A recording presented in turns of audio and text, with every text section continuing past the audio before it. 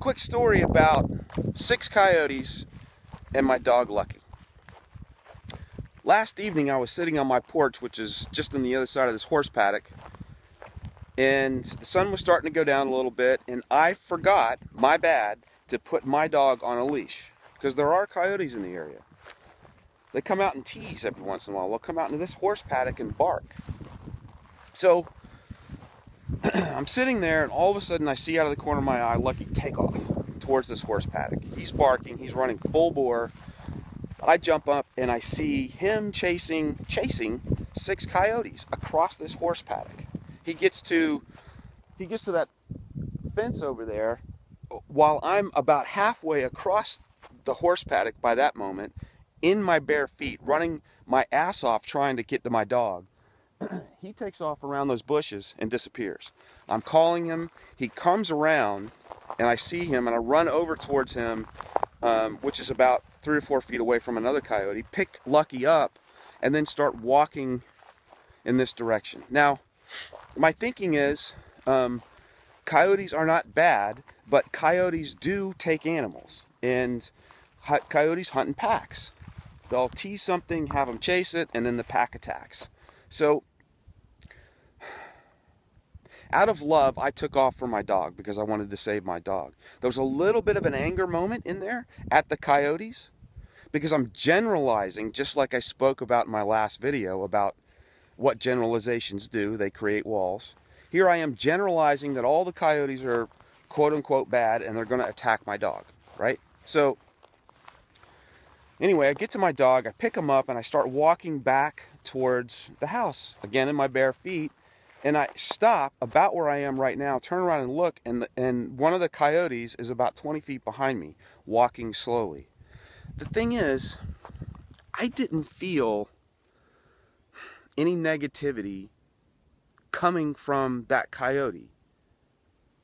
I didn't feel like he was attacking me or stalking me. When I turned around and looked at him, he just kind of looked at me and put his head down, and I yelled at him. I said, "Go home." And he turned around and he started walking away. And it was almost a sad moment. It was almost as if he saw love in my heart. Somehow he felt it for my dog, and he was curious. I don't know, maybe I'm crazy. Maybe I'm just making that up in my head. The thing is, I don't know. But I generalized and said to myself, all coyotes are bad, they're going to attack my dog. Now in the moment, when he's taken off, I'm going to save my dog no matter what. And I'm not going to take that chance. But the thing is, it's going to make me look at coyotes a little bit differently the next time. Because I had a personal, one-on-one experience with one coyote who seemed different from all of the rest of them. At least from my experience and what I read about them. It's an activation. I kind of mentioned that in the last video too. The difference between what a trigger is. Triggers are associated with negativity. They're associated with destruction.